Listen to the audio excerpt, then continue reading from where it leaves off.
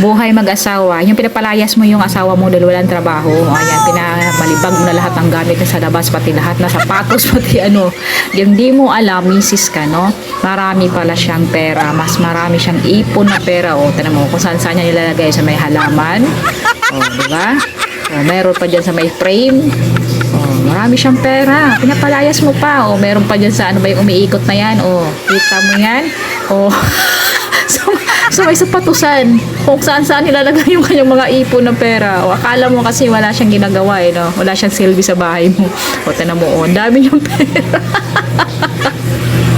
Ayan po, kung saan nilalagay yung mga pera ng mga day. Tanawa mo sa una. Grabe.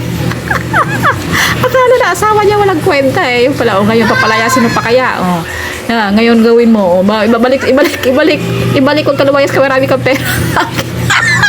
At kabuang mga babae.